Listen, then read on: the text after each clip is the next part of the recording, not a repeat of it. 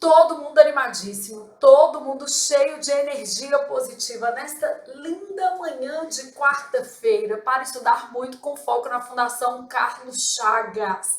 Gente, e o negócio é o seguinte, a gente fica bom em gramática na Carlos Chagas, treina, treina, treina, e não é fácil, mas a gente treina muito, muito, muito, muito, muito, fica bom em gramática, domina tudo de verbo que a FCC cobra, domina tudo de pronome que a FCC cobra, pontuação, concordância, regência, crase. Esses são os temas prioritários da nossa banca, tá? Em se tratando de conteúdo de natureza gramatical. E aí a gente fica muito bom, porque a gente faz listas e listas e listas de exercício, revisa a teoria e fica ótimo. Mas, às vezes, a gente perde pontinhos preciosos em interpretação de texto. E isso, gente, decorre de duas coisas. Primeiro, do raciocínio do aluno de que o texto que cairá na prova, não é o texto que está em provas anteriores, então na cabeça dele ele acha que não precisa treinar interpretação de textos, né? E segundo, porque é uma habilidade que a gente tem um pouco de preguiça de desenvolver. Então, a interpretação de texto, como tudo na vida, né? Ela vai requerer treino. A gente só vai ampliar o nosso vocabulário se nós nos expusermos à leitura de diferentes textos com diferentes complexidades de vocabulário. E a FCC, nesse ponto, ela é primorosa. Por quê? Porque nós vamos encontrar textos filosóficos, nós vamos encontrar poesia, nós vamos encontrar até tirinha. Ah, é muito comum cair tirinha na FCC? Não, não é. Isso é mais comum, por exemplo, numa banca tipo a FUMARC. Porém, você vai encontrar questões da FCC com tirinha, vai encontrar questões com poesias, e poesias às vezes com um nível de complexidade para interpretação bastante elevado. Então a gente tem que pensar que provas não são feitas apenas de cenários típicos, nós temos provas também atípicas. Assim que eu trabalhar toda a teoria de interpretação de texto com vocês, essa teoria mais básica de compreensão e interpretação, porque nós vamos ter, obviamente, aulas específicas voltadas para a intertextualidade, aula específica voltada para, por exemplo, tipos de discurso, né? A gente vai fazer em módulos para ficar mais fácil. Mas assim que eu terminar este módulo, que é um módulo geral de compreensão e interpretação de textos, eu vou corrigir com vocês algumas questões da sua banca para que você entenda melhor as particularidades da sua banca, em termos de linguagem, em termos de tipo de texto. Aí o que eu fiz? Eu procurei uma lista com gêneros textuais diferentes, porque não seria legal eu pegar um texto, por exemplo, da FCC, eu peguei uma prova, né? Aí na mesma prova, há 2 textos informativos, isso para nós ia fazer pouco sentido. Então eu peguei uma coletânea de questões da FCC e fui recortando essas questões com o nosso eixo, que é compreensão e interpretação de texto.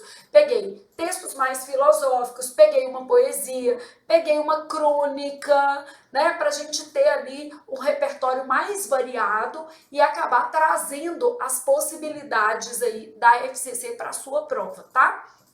Bom, respirou, ganhou aquela energia positiva e agora você está em teoria de compreensão e interpretação de textos, tá? E aí eu já vou falar sobre a diferença entre esses termos, tudo direitinho.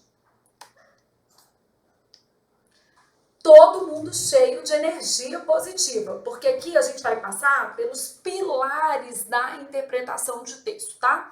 Quais são esses pilares? Primeiro, quando a gente fala em noções gerais de texto, eu não sei se vocês já pensaram um pouquinho nisso, mas nem toda sequência de palavras ou sequência de frases vai constituir um texto. Então, um texto só é um texto porque ele responde ao que a gente chama de fatores de textualidade, beleza? Então, o que são esses fatores de textualidade? Quais são esses fatores e a importância deles? Eu não sei se vocês já ouviram falar nesses nomes aqui, ó. Então, vou colocando aqui, tipo, um resuminho de cada bloco que a gente vai estudar. Fatores de textualidade. Aí, dentro de fatores de textualidade, a gente tem a coerência.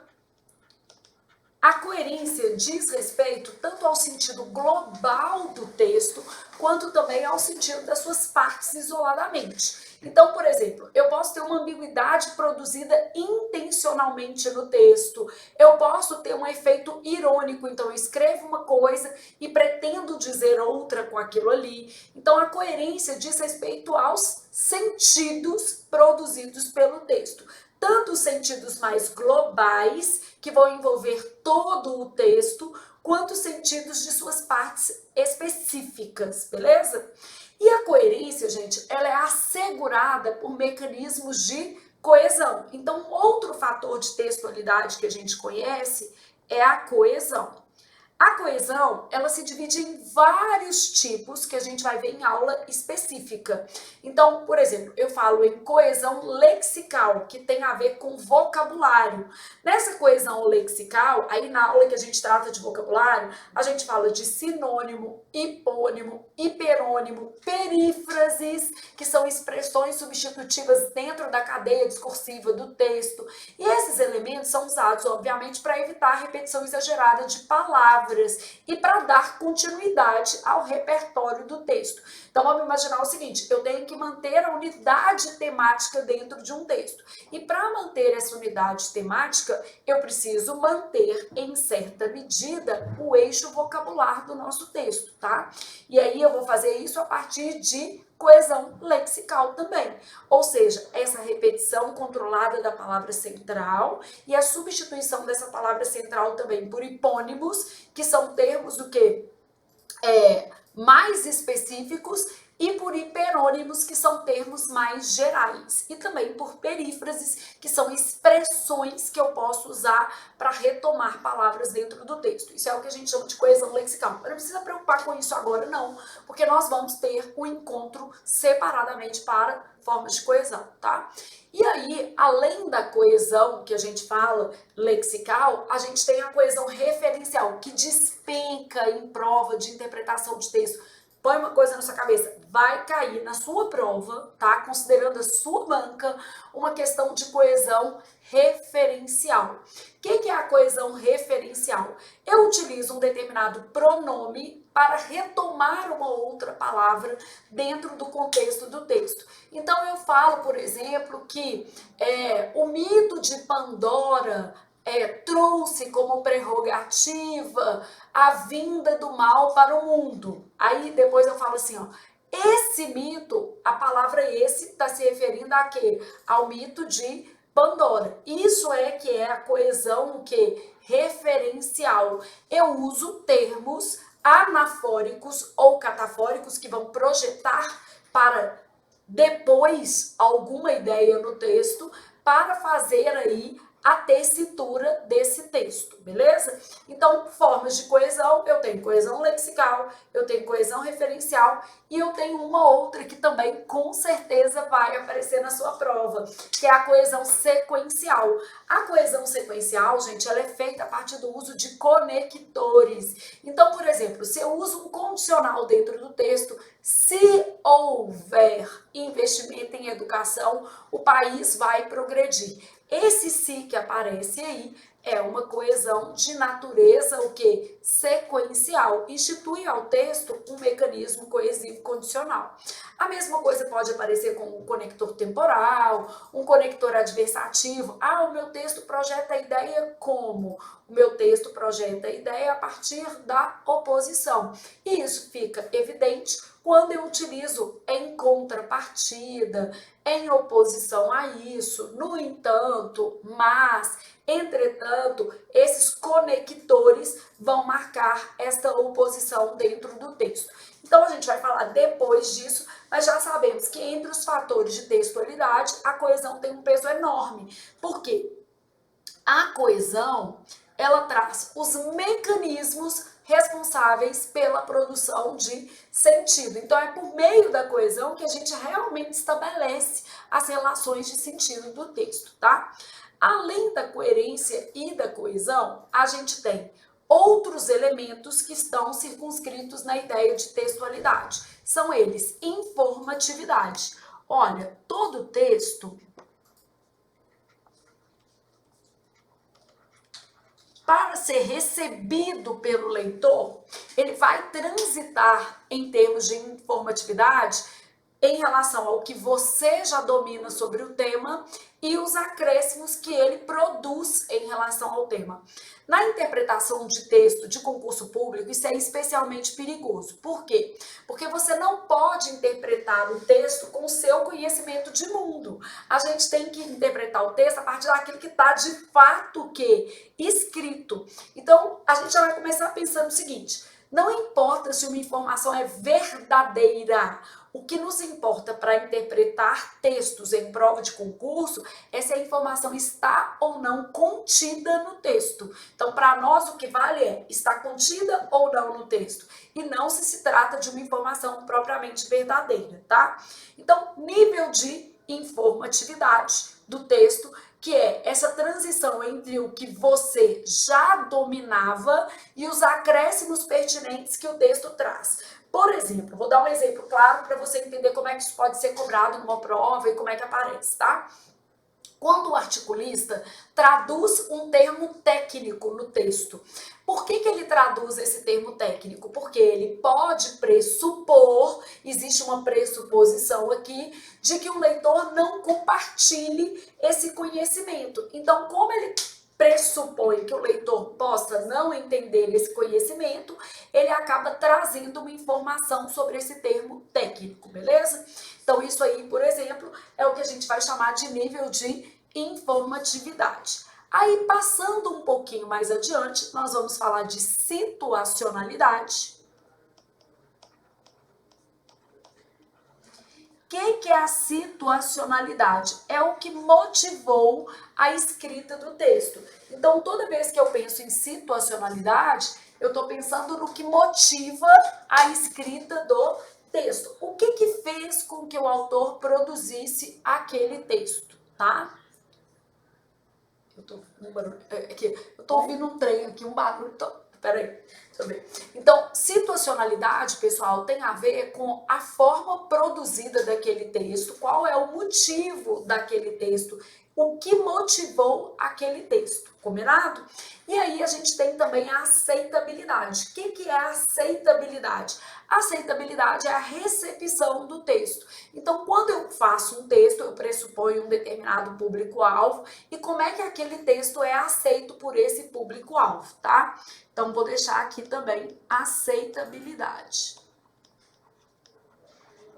Então, informatividade, situacionalidade e aceitabilidade são fatores de textualidade, beleza? E aí a gente entra no foco da nossa aula de hoje, que é compreensão e interpretação de textos. A primeira coisa que eu vou te dizer é que essas palavras, apesar de muito próximas, não são sinônimas. Quando a gente está no nível da compreensão, a gente está no nível mais periférico do texto. Vamos pensar, eu não sei se vocês já ouviram falar nisso, em dedução e inferência.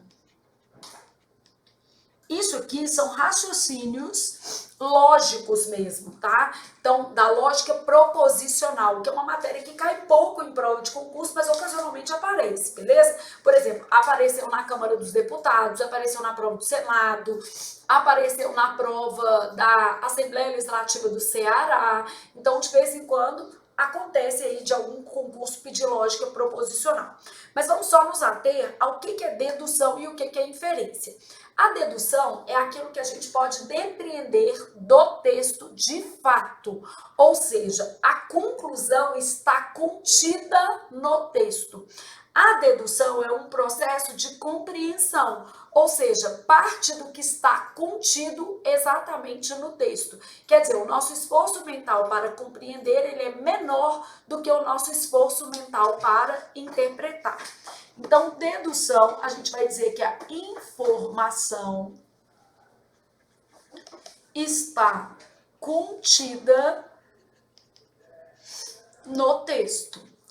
A conclusão que eu extraio do meu texto, ela está nas premissas, ou seja, ela é possibilitada a partir de partes do meu texto. Então, a compreensão exige um esforço menor que a interpretação. Já a inferência vai ser um processo de interpretação de texto. Então, quando eu penso em inferência, quer dizer, eu posso ir além do texto, mas a gente não está falando aqui de leitura extrapolativa. Eu posso ir além naquilo que o meu texto autoriza. Então, a inferência, tá? Parte do texto, mas leva em consideração o contexto. Então, a inferência, ela parte do texto, mas ela leva em consideração o contexto. Então, quer dizer, é uma leitura autorizada do texto, mas ela não está nos limites do texto. Compreensão está nos limites do texto. A interpretação, por sua vez, ela considera a dimensão pragmática da linguagem. O que quer dizer isso? A linguagem em uso e os desdobramentos desse texto. Então, na verdade, é uma leitura autorizada, só que olha como é que é. A partir do texto, não necessariamente contida no texto. Aqui a gente vai falar que a dedução está para a compreensão e a inferência está para o quê? A interpretação. Bom, aí a gente cai numa outra questão óbvia. Se a dedução está contida no texto, toda dedução é verdadeira. O que se pode, desde que ela seja bem feita, né, gente? Desde que realmente as premissas estejam no texto, toda dedução é um raciocínio lógico verdadeiro, ou seja, ele é real para o texto, porque as premissas sustentam esse raciocínio e elas garantem a veracidade dessa conclusão. Já no caso da inferência, nem toda inferência é verdadeira. Então, por isso que a gente está falando que o raciocínio inferencial é uma leitura autorizada. Não quer dizer que é verdadeiro, mas tem uma probabilidade, tá, de ser verdadeiro. E aí, essa probabilidade vai ser tanto maior quanto mais elementos existirem no texto que sustentem o nosso processo inferencial. Mas isso tudo fica muito abstrato quando a gente não tem um texto para trabalhar. Então, a primeira coisa, eu já diferenciei as palavras, compreender e interpretar. Nas provas, gente, em termos de enunciado, e aí eu considerando aí a sua banca, essas diferenciações, elas quase não existem. Se a banca fala assim, é possível deduzir do texto, ela pode considerar ocasionalmente uma resposta que, na verdade, é mais inferencial do que propriamente uma conclusão verdadeira. Então, ela pode considerar. E isso, gente, não nos dá, às vezes, condições de fato de anular a questão. Porque o menino, eu vou anular a questão, vou anular a questão. Se fosse simples assim, né? A vida seria diferente. Não é, porque a gente até chora e pede, mas não garante que a questão de fato será o quê? Anulada, né? Chorar, o choro é livre, é igual o Tatá chorando de manhã para não ir à aula. O choro é livre, levanta, meu filho, acabou a vagabundagem, levanta agora, né? Aí eu brinco com ele, de vez em quando agora ele fala assim, mãe, você estuda o quê, né? Psicologia? Eu falo, não, aqui eu estudo maternidade, pode levantar agora. Tá? Então, a mesma coisa, o choro é livre em se tratando de anular questões, mas nem sempre você vai conseguir êxito nisso aí. Então, é melhor a gente acertar a questão de acordo com o raciocínio da banca. Então, a primeira coisa que eu já estou te falando, essas palavras deduzir e inferir, apesar de terem significados diferentes, assim como compreender e interpretar, tá? Elas são usadas quase que indistintamente pelas organizadoras. Então, não costuma haver uma distinção clara nisso aqui não, tá? Conceito é bonito, né, gente? Conceito aceita tudo, mas na hora de ir lá escrever a questão, a banca tá pedindo a certa, vamos buscar a certa. A certa, a mais certa dentro do contexto. E aí eu já aproveito para emendar uma outra coisa, que é o seguinte. Você está escolhendo em um conjunto de alternativas. Então, quando a gente fala assinale a resposta correta, você está buscando a mais correta. Isso quer dizer o seguinte, ainda que exista uma outra resposta com uma probabilidade ou uma certa adequação, você sempre está marcando a melhor entre as alternativas oferecidas se a banca pedir a certa. E se a banca, por acaso, pedir a errada, você está sempre buscando a pior entre as alternativas oferecidas pela banca. Então, você tem que ter esse raciocínio muito claro. Eu estou buscando entre as alternativas disponíveis, porque o menino quer paquerar fora da mesa, né? Eu sempre falo isso. Olhou para o lado, viu uma mesa com 4 pessoas disponíveis. Aí você está querendo um moço que está com a aliança dessa grossura lá no caixa prego. Não, gente, vamos simplificar a vida para evitar errar questões. Você está olhando as alternativas disponíveis, o caso concreto. E neste caso concreto, você está escolhendo a melhor delas, quando a banca pedir a mais certa. E se a banca pedir a errada, você está escolhendo a pior delas. E o descarte que a gente vai utilizar, e aí a gente só vai ver isso fazendo questões, vai ser a seleção vocabular. Então, uma das técnicas que mais funciona para concurso público é a seleção vocabular. Essa palavra converge com o texto, ela extrapola, ela limita, como ela se posiciona dentro do texto. Tudo eu vou falar com vocês, tá? Bom, aí na sequência a gente tem outros 2 blocos. Isso aqui vai ser visto separadamente, tá? Nesta aula a gente vai focar em compreensão e interpretação de textos. Aí a gente vai falar posteriormente sobre tipologias textuais e gêneros textuais. Tipologia, gente, é a macroestrutura. Então, quando eu falo em tipologia, eu estou pensando em características quase que físicas do nosso texto, que vão permitir que eu, com umas letrinhas, macroestrutura. Então, macroestrutura tudo junto, características quase físicas que vão permitir o enquadramento desse texto em diferentes tipologias. Então, meu texto ele pode ser descritivo, e aí ele vai ser observacional. Ele pode ser narrativo, ele vai partir de uma sequência de fatos. E aí toda narração é sustentada por um negócio chamado evolução temporal. Para ser um texto narrativo, muda-se a cena, ou seja, há uma evolução temporal. O meu texto ele pode ser dissertativo. E aí no dissertativo, a gente fala em dissertativo argumentativo, e fala em dissertativo expositivo. O argumentativo vai sustentar uma tese e vai defender uma opinião. Já o texto expositivo não tem esse objetivo. Ele pode, por exemplo, trazer um conceito. Então, ele vai falar que súmulas vinculantes são instrumentos do Poder Judiciário criados com o objetivo de dar celeridade e padronização aos julgados. Isso aí é o conceito de súmula vinculante, não é se eu acho que elas são boas ou ruins. Por outro lado, eu poderia sustentar o seguinte: apesar de as súmulas vinculantes serem instrumentos importantes, elas tiram as diferenciações entre os processos e acabam, como é que eu posso dizer, minimizando a discricionariedade do agente público na tomada de decisão. Ah, então quer dizer que eu já me posicionei um pouco desfavorável às súmulas vinculantes, e aí esse caráter é mais argumentativo, tá vendo? E aí a gente vai trabalhar isso em tipologias, porque é uma matéria que realmente é importante, até para a gente entender um pouco mais o texto que a gente está lendo, tá?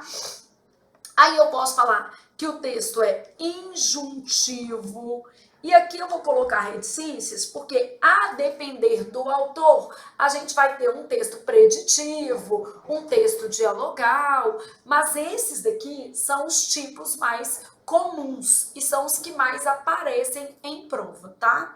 Bom, mas a gente vai ver todos, porque seguro morreu de velho, combinado? Já o gênero textual, ele parte da tipologia com as suas especificidades do uso. Então, quando eu penso em gêneros textuais, eu estou pensando, por exemplo, assim, olha, um texto é do tipo narrativo, mas ele pode ser uma tirinha, ele pode ser uma notícia, ele pode ser uma reportagem, pode ser um conto, pode ser uma crônica, pode ser um romance, pode ser uma novela. Então, nesse caso aqui, eu tenho gêneros textuais diferentes. Os gêneros, gente, eles têm a ver com as práticas discursivas. Então, eles têm a ver com o objetivo do texto, a quem ele se destina, qual vamos dizer assim, a centralidade daquela informação.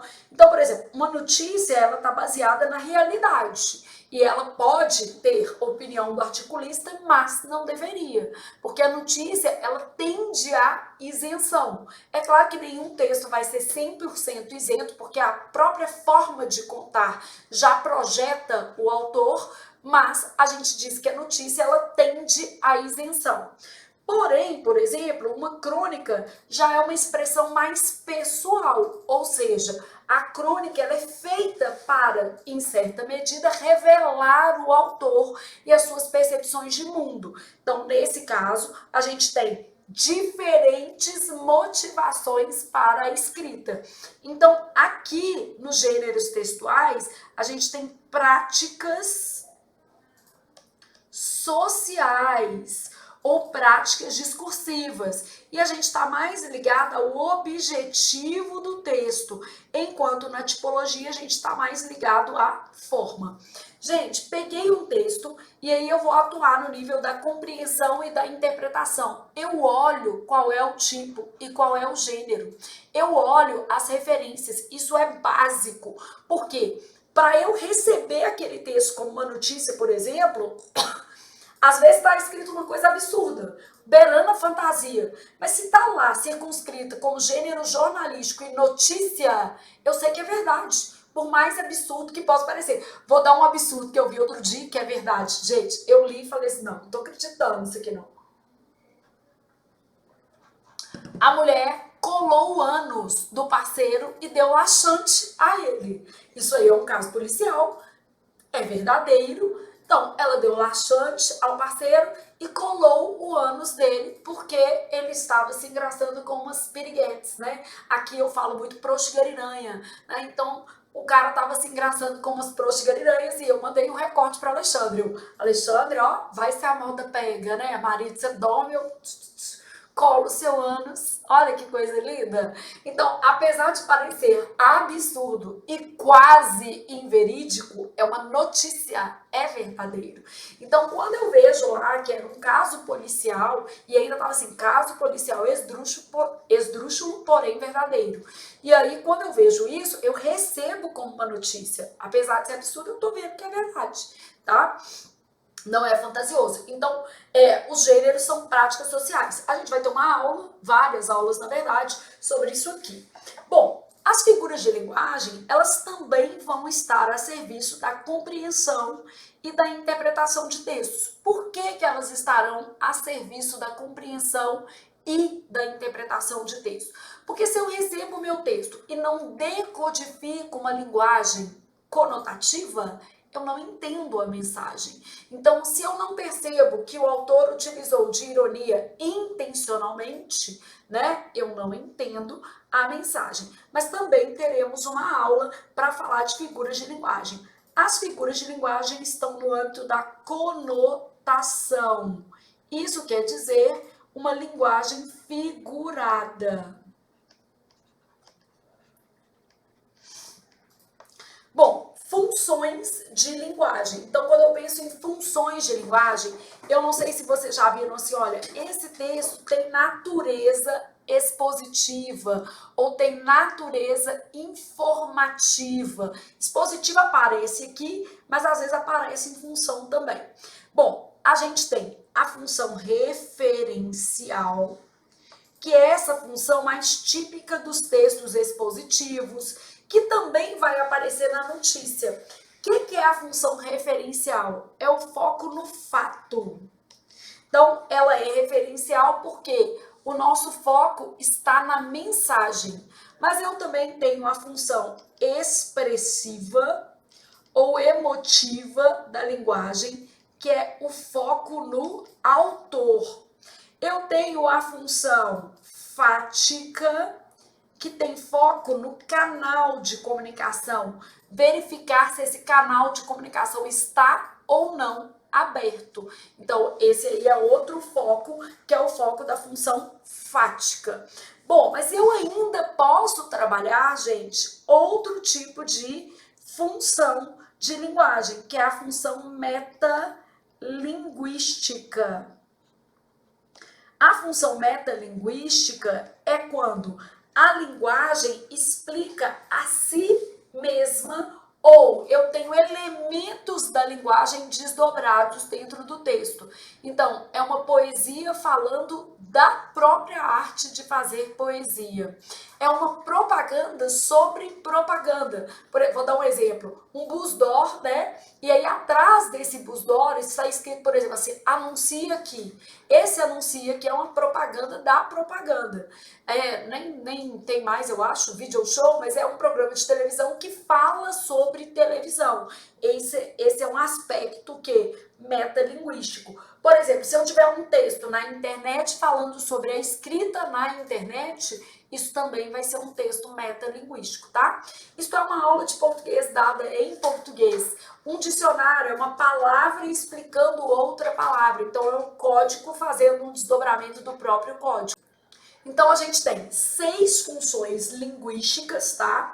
A função referencial, centrada no fato, a expressiva, centrada no autor, a fática, que tem a ver com o canal de comunicação, observar se esse canal está ou não disponível para a comunicação, a metalinguística, que vai trazer ali aspectos da própria linguagem, e a poética, que é uma função não exclusiva da poesia. Então, quando a gente pensa na função poética, ela não é específica da poesia, tá, gente? Apesar de trazer elementos como sonoridade, rima, todos esses elementos vão constituir a função poética. E a função conativa? O que é essa função conativa? Ela é típica dos textos publicitários. Então, função conativa, ela vai trazer aí uma intencionalidade mais persuasiva, tá? Bom, isso aqui tudo dentro de funções de linguagem e a gente vai ver também separadamente. A focalização, vou puxar aqui para o ladinho, ó. O que acontece? Ela vai trabalhar em que pessoa o texto está escrito. Então, o texto ele pode estar na primeira pessoa do singular, e aí, obviamente, vai ser um texto mais pessoal, intimista, subjetivo. O texto pode estar na primeira pessoa do plural, e aí vai ser uma busca de adesão do leitor. Então, quando eu escrevo, né, em primeira pessoa do singular, eu estou particularizando a mensagem. Se por outra via eu escrevo na primeira pessoa do plural, o que eu estou fazendo? Eu estou buscando adesão do meu leitor à mensagem, beleza? Então, a depender da forma como eu me comunico, eu posso trazer aí percepções sobre o tema. Então, se eu falasse assim, ó, considero a corrupção no Brasil um ato de desrespeito aos direitos humanos. Esse considero particulariza a mensagem.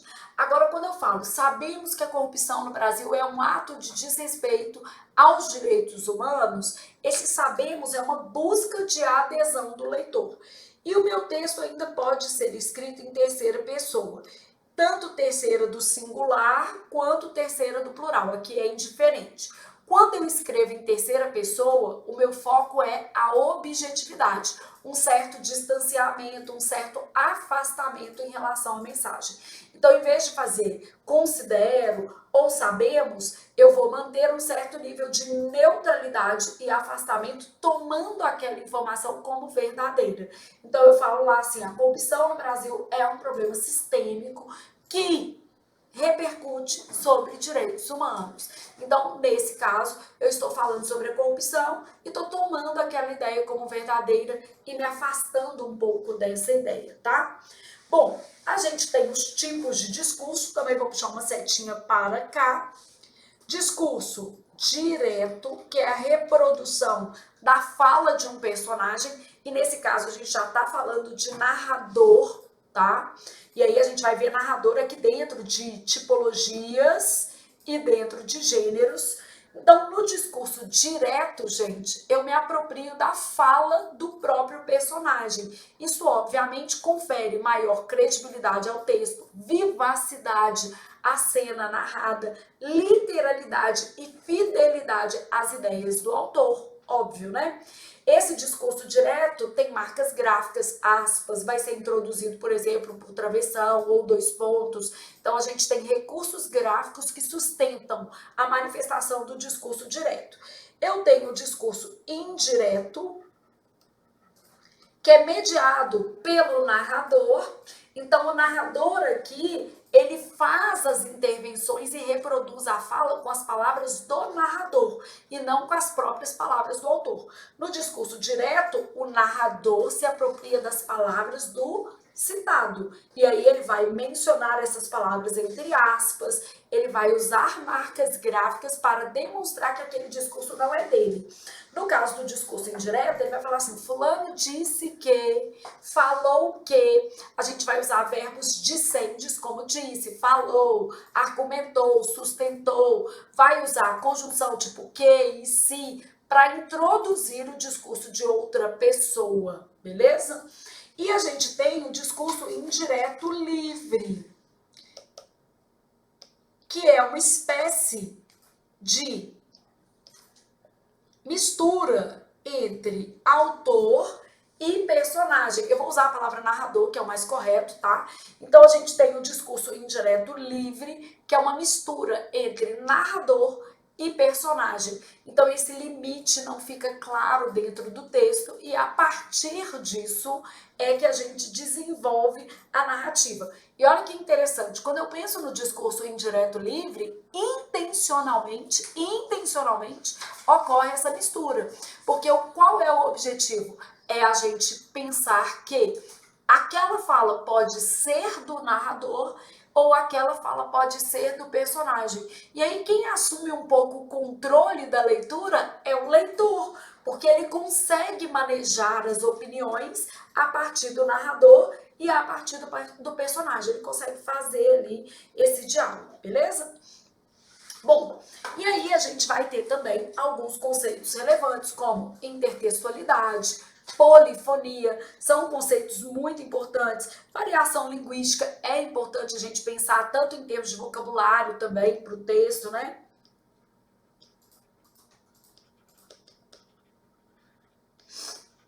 Intertextualidade tem a ver com um diálogo entre textos. E aí, dentro de intertextualidade, a gente tem desdobramentos, tipo paródia, paráfrase, pastiche, citação, alusão. São formas de intertextualidade. Todo texto, gente, em alguma medida colhe repertório em outros textos, né? E a forma como esta assimilação discursiva acontece é que determina o tipo de intertextualidade utilizado. Como é que essa forma de assimilação foi feita, tá? E aqui a gente vai falar de vocabulário também. Então, a gente vai falar de sinônimo, hipônimo, hiperônimo, perífrase, tudo isso aqui dentro da lógica de vocabulário. Claro que são comuns as questões de substituição de palavras e também as questões de substituição de expressões, e a gente sempre vai ter que pensar em vocabulário circunscrito a um contexto. Bom, o que eu fiz, gente? Nesse primeiro pedaço aqui, qual foi a minha ideia? Te mostrar tudo o que está envolvido na lógica da interpretação de texto, todos esses conceitos. E agora a gente vai mais precisamente para compreensão e interpretação de textos, fechado?